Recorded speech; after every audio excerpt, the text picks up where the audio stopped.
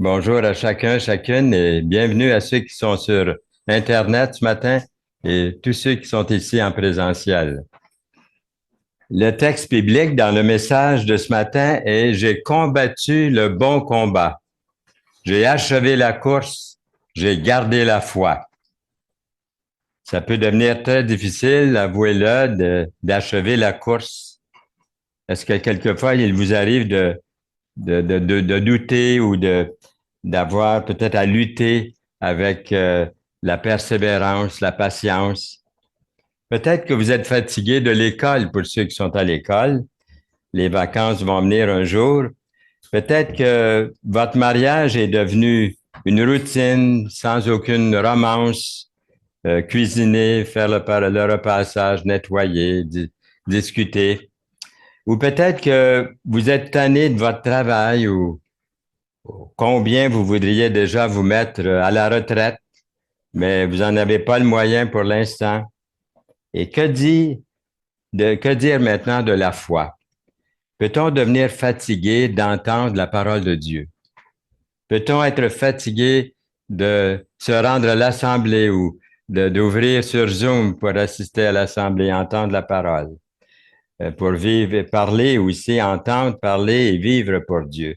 Devenir fatigué de ces choses-là. Est-ce que vous êtes tenté parfois de jeter l'éponge comme passer outre le salut, comme ne pas continuer à marcher pour Dieu?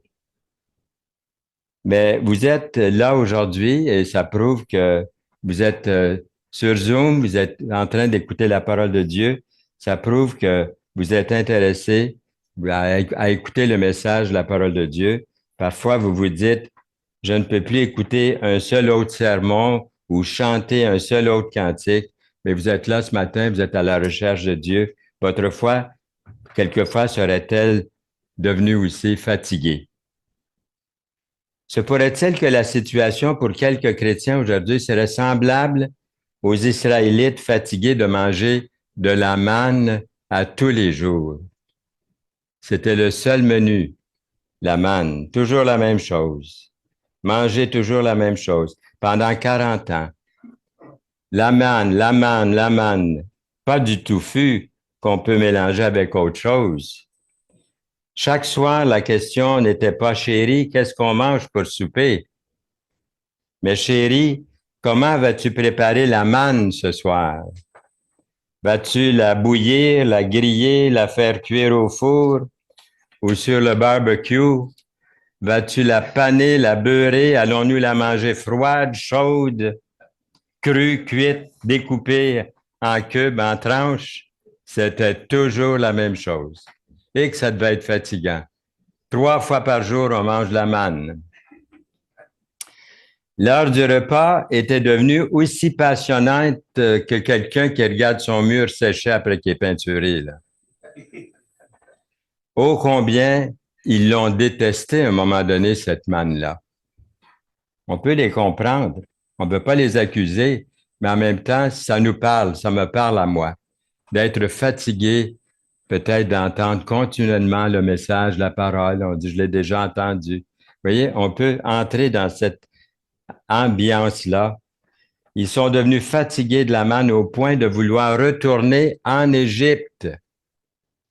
La plupart d'entre eux, nous lisons, ne furent point agréables à Dieu. La plupart. En fait, seulement 2 de ceux qui sont sortis d'Égypte sont allés jusqu'au bout, Josué et Caleb. Est-ce qu'il y a danger de ne pas faire le trajet jusqu'au bout pour vous, pour moi, d'aller jusqu'au bout?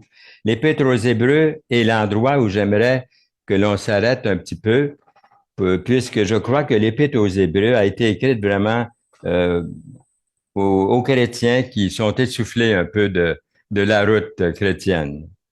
C'est vrai, regardez bien ce qui est arrivé. Dans Hébreux 5, versets 11 et 12, vous êtes devenus lents à comprendre. Dans Hébreux 6, 11 et 12 aussi, que vous ne vous relâchiez point. Vos mains languissantes et vos genoux affaiblis. Se détourner du Dieu vivant. Il est écrit aussi, n'abandonnons pas notre assemblée comme c'est la plupart de quelques-uns. Mais exertons-nous réciproquement, et cela d'autant plus que vous voyez s'approcher le jour. Dans Hébreux 10, 25. Souvenez-vous de ces premiers jours, après avoir été éclairés. Vous avez soutenu un grand combat au milieu des souffrances. Hébreux 10, 32. N'abandonnez donc pas votre assurance à laquelle est attachée une grande rémunération, car vous avez besoin de persévérer afin que, après avoir accompli la volonté de Dieu, vous obteniez ce qui vous est promis dans Hébreux 10, versets 35 et 36. Avons-nous affaire dans cette épître d'Hébreux à une église chrétienne qui serait peut-être qui était sans entrain? La crainte de l'épître aux Hébreux, c'est qu'ils ne feront pas le trajet jusqu'au bout. Ils ont perdu une sorte d'enthousiasme pour Jésus. La foi est devenue dépourvue d'intérêt. Ils sont en danger de s'immobiliser. Peut-être qu'ils sont tentés de retourner à la synagogue et à nouveau au judaïsme. Pour nous, ce serait quoi? Ce serait retourner au passé, retourner aux choses d'autrefois. Oui, bien sûr, nous avons affaire ici à un contexte, à un groupe de chrétiens faiblissants, désenchantés, désappointés en quelque sorte. Quel remède pourrait-on leur prescrire? Chanter plus fort, chanter plus, chanter debout, assis à genoux, des sermons plus courts, des sermons plus longs. Quelle prescription l'auteur de l'Épître aux Hébreux nous suggère-t-elle ou nous donne-t-il? Quelle médecine offre-t-il pour remuer leur foi fatiguée? Il faut se poser la question suivante. Pourquoi devrais-je achever la course?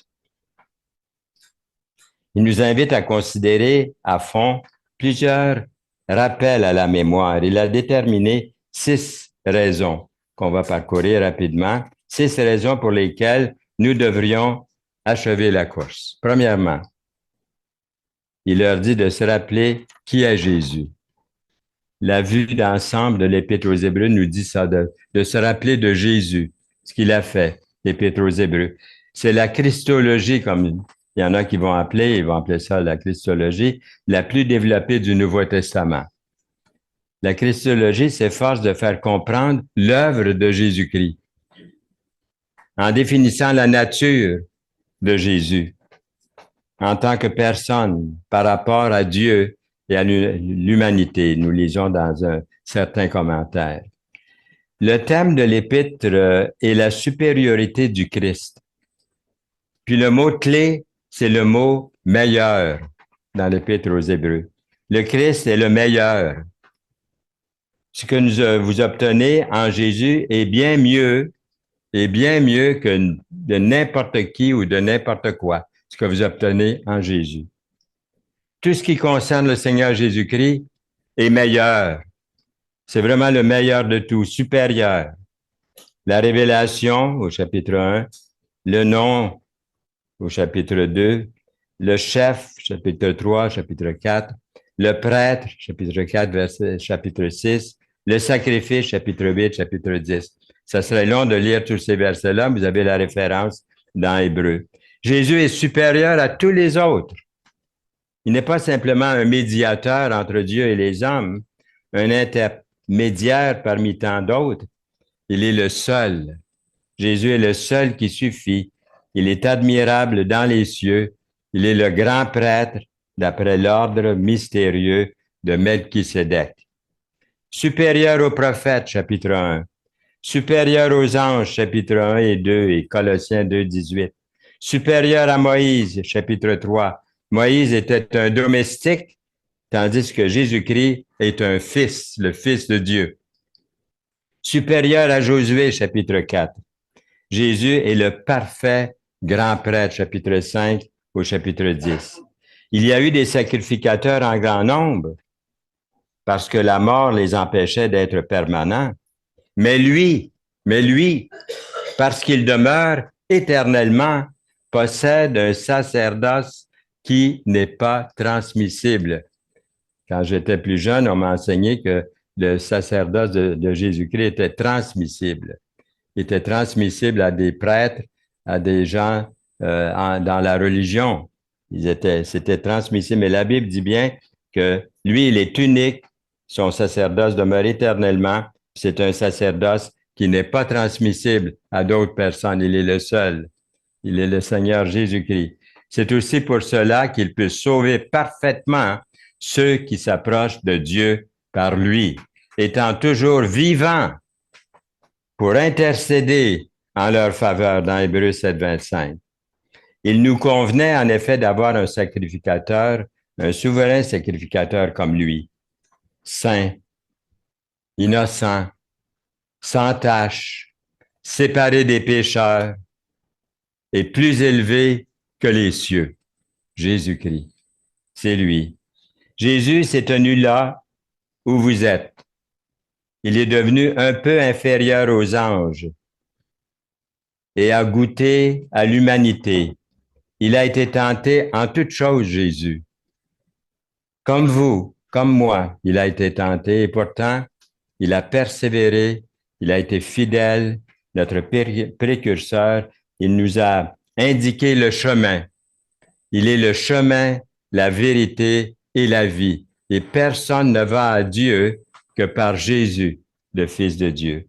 Ainsi, puisque nous avons un grand souverain sacrificateur qui a traversé les cieux, Jésus, le Fils de Dieu, demeurons fermes dans la foi que nous professons dans Hébreux 4, 14.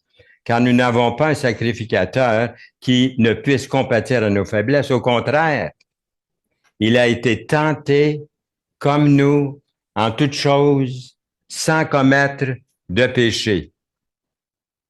Approchons-nous donc avec assurance du trône de la grâce afin d'obtenir miséricorde et de trouver grâce et d'être secourus dans nos besoins. Hébreux 4, 16. Nous donc aussi, puisque nous sommes environnés d'un si grand nombre, nuée de témoins, rejetons tout fardeau et le péché qui nous enveloppe si facilement et courons avec persévérance dans la carrière qui nous est ouverte dans Hébreux 12, verset 1. Ayant les regards sur Jésus, qui suscite la foi et l'amène à la perfection en échange de la joie qui lui était réservée. Il a souffert la croix, méprisé l'ignominie et s'est assis à la droite de Dieu. Hébreux 12, verset 1. Considérez en effet celui qui a supporté contre sa personne une telle opposition de la part des pécheurs, afin que vous ne vous lassiez point l'âme découragée. Dans Hébreux 12, verset 3. Alors, fixons nos regards sur Jésus. Fixons nos regards sur Jésus. Rappelons-nous que la course est un marathon. Notre course est un marathon, pas un sprint. Je vous rappelle qu'un marathon est une course à pied qui se dispute sur une très longue distance. C'est une activité longue et éprouvante, le marathon. Ça exige beaucoup de résistance. Tandis que le sprint, c'est une course rapide sur une courte distance. Tristement, beaucoup trop souvent, j'ai vu que certains ralentissent dans la course vers le but. Nous lisons « Courons avec persévérance dans la carrière qui nous est ouverte, ayant les regards sur Jésus. » Hébreux 12, verset 1. Rappelons-nous de ces personnes qui ont terminé la course. Et notre frère Jean, ce matin, en a mentionné toute une liste de personnes qui ont achevé la course et ont eu comme but de produire la parole de Dieu, de répandre la parole de Dieu, de répandre la parole de Dieu qui nous présente Jésus, l'être suprême qui nous a sauvés, a porté nos fautes à la croix. Le hall de la renommée de la foi, c'est dans Hébreux chapitre 11, comme vous savez. Abel, Enoch, Noé, Abraham, Sarah, Isaac, Jacob, Joseph, Moïse, Josué, Samson, Jephthé, David, Samuel, Je devrais avoir plus de femmes dans la liste parce qu'il y en a d'autres. J'en ai nommé seulement qu'une, mais il y en a plusieurs autres. Ils ont achevé la course. Noé, ce prédicateur de la justice, selon 2 Pierre 2,5, devint héritier de la justice qui s'obtient par la foi, dans Hébreux 11,7. Il a prêché pendant 100 ans lors de la construction de l'arche. Pourtant, sans faire un seul converti. Prêcher 100 ans sans faire un seul converti. Il me semble que ça n'était pas très encourageant de continuer à prêcher, peut-être après 1 an, mais 100 ans. Ça prend du courage sans jamais voir de fruits de son témoignage. Mais Noé, sans se décourager, a complété toute la distance à parcourir. Il n'a pas dit « j'arrête de construire, il n'y a personne qui se convertit ». Nous sommes environnés d'une si grande nuée de témoins. Nous lisons dans Hébreux 12. Pendant que vous courez votre marathon, rappelez-vous ceux et celles qui sont dans les estrades, qui vous voient courir et qui ont déjà achevé la course avant vous, qui vous encouragent à persévérer dans ce marathon. Lâchez pas, gardez le cap, ne vous arrêtez pas. Vous allez achever la course. Vous pouvez le faire avec Jésus, vous avez les yeux fixés sur lui. Et c'est lui qui va vous donner la force, le courage de marcher pour lui, qui va vivre en vous et qui va achever cette course. Rappelez-vous ce qui arrive à ceux qui abandonnent la course. Car si la parole annoncée par des anges a eu son effet, et si toute la transgression et toute la désobéissance a reçu une juste rétribution, comment échapperons-nous en négligeant un si grand salut? Le salut annoncé d'abord par le Seigneur nous a été confirmé par ceux qui l'ont entendu. Hébreux 2:2 et verset 3. Aujourd'hui, si vous entendez sa voix, n'endurcissez pas votre cœur. Hébreux 3:15. Il y aura des conséquences graves, il va y avoir des conséquences graves si le cœur s'endurcit. De quel pire châtiment pensez-vous que sera jugé digne celui qui aura foulé aux pieds le Fils de Dieu, qui aura tenu pour profane le sang de l'alliance par lequel il a été sanctifié et qui aura outragé l'esprit de la grâce, Hébreux 10:29. Rappelez-vous le prix qui vous attend quand vous croiserez la ligne d'arrivée. Vous imaginez un peu ce qui arrive. Ne vous arrêtez pas si vous saviez seulement ce que vous laisseriez tomber en vous arrêtant. Rappelez-vous le prix. Dieu n'a pas honte d'être appelé leur Dieu, car il leur a préparé une cité. Dans la Bible, il est écrit que le Seigneur nous prépare une place. Puis vous voyez ici, il nous prépare une cité. Vous allez avoir une maison, vous allez avoir une cité, vous allez avoir un pays. Le Seigneur l'a promis. Tous ceux-là, à la foi desquels il a été rendu témoignage, n'ont pas obtenu ce qu'il leur était promis, Dieu ayant en vue quelque chose de meilleur pour nous, afin qu'ils ne parviennent pas sans nous à la perfection dans Hébreux 11, versets 39 et 40. Car nous n'avons pas ici-bas une cité permanente, mais nous cherchons celle qui est à venir. Hébreux 13, 14.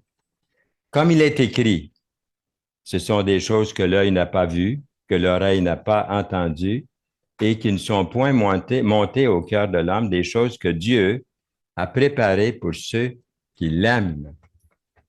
Imaginez pendant un instant que vous possédez une belle maison pas très loin de la plage.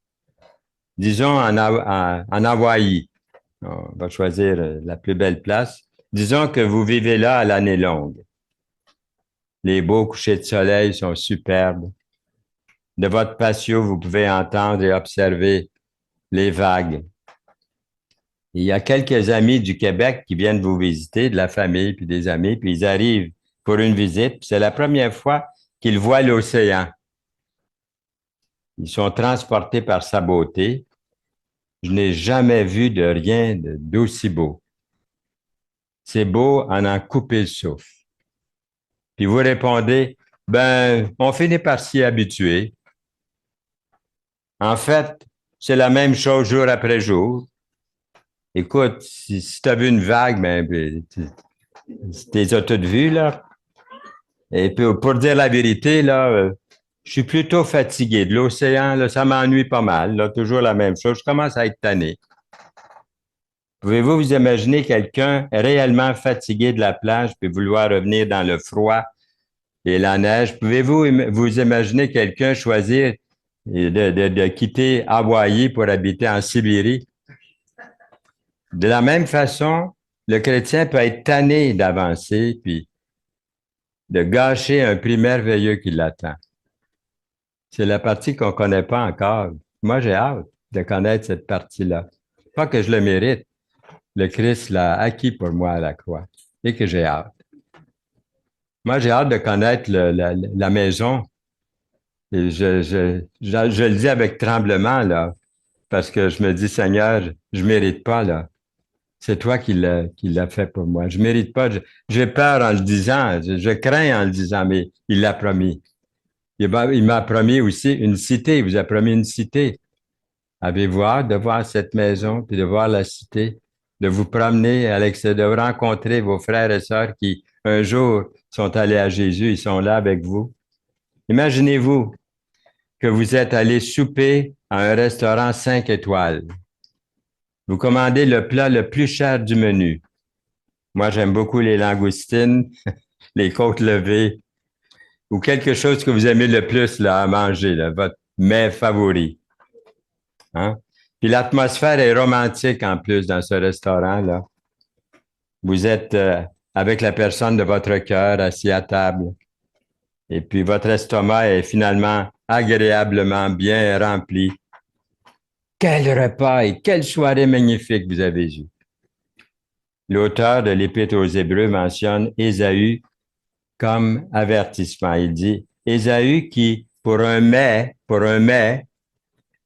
vendit son droit d'aînesse. Vous savez que plus tard, voulant obtenir la bénédiction, il fut rejeté, quoiqu'il l'ait sollicité, avec larmes, car il ne put amener son père à changer de sentiment. Hébreux 12, versets 16 et 17. Rappelez-vous les promesses du repos que Dieu nous fait pour la fin de la course. Il y a donc un repos, il est écrit, un repos de sabbat réservé au peuple de Dieu.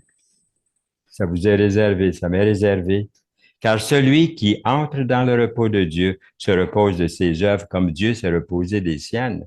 Empressons-nous donc d'entrer dans ce repos afin que personne ne tombe en donnant le même exemple de désobéissance dans Hébreux 4, versets 9 à 11. Il est question de repos 12 fois dans l'Épître, les chapitres 3 et 4. Quand vous finissez de courir un marathon, vous voulez vous reposer. Puis il y a un temps pour se reposer. Mais certains ont commencé à se reposer déjà avant d'arriver, avant de finir la course. Ils n'ont pas fini la course. Ils se sont arrêtés de courir. Ils ont commencé à se reposer. Mais si quelqu'un a été chrétien depuis un grand nombre d'années, la course n'est peut-être pas encore terminée. Les plus jeunes ont besoin de leur appui. Les plus jeunes ont besoin de l'appui des plus vieux, de les encourager, de les aider, d'achever la course, de compléter la distance à parcourir. Parce qu'il y a une fin au marathon. On arrive à la ligne. Il y en a qui sont arrivés, il y en a déjà qui sont dans la présence du Seigneur.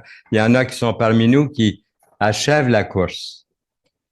Il n'est pas encore temps de se reposer pour plusieurs d'entre nous. Je présume qu'il y en a ici aujourd'hui qui avaient besoin d'entendre ce message-là, puis ça leur donne un petit coup de pied là, à la bonne place pour continuer à marcher pour le Seigneur. Se peut-il que vous étiez devenu un petit peu fatigué d'entendre parler de la foi? Votre foi aurait-elle perdu un petit peu de son ardeur? Êtes-vous sur le point de tout lâcher, de jeter l'éponge? Si oui, l'auteur de l'Épître aux Hébreux, à plusieurs reprises, nous, nous met en mémoire de se rappeler qui est Jésus, supérieur à tous les autres, le grand prêtre parfait. Il s'est tenu là où vous vous êtes tenu, où vous vous tenez aujourd'hui. Il est allé jusqu'au bout de la course. Rappelez-vous que la course est un marathon, pas un sprint. Un marathon est une course à pied qui se dispute sur une grande distance. C'est une activité longue et éprouvante, exigeante, beaucoup de résistance. Rappelez-vous que ceux et celles qui ont déjà terminé la course, un grand nuage de spectateurs vous encourage à persévérer. Ils l'ont fait avant vous, ils l'ont fait avant moi. Rappelez-vous ce qui est arrivé à ceux et celles qui ont abandonné sous l'ancienne alliance cette course. Rappelez-vous le prix qui vous attend quand vous croiserez la ligne d'arrivée. Rappelez-vous le repos que Dieu a promis à la fin de la course. Ce n'est pas à quelle vitesse vous commencez. Ce qui compte, c'est comment vous terminez la course. J'ai combattu le bon combat, j'ai achevé la course, j'ai gardé la foi. 2 Timothée 4, versets 7 et 8. Ce qui compte, c'est d'aller jusqu'au bout de la course. Amen. Amen. Seigneur, merci pour ta parole qui nous encourage à vivre, à marcher pour toi.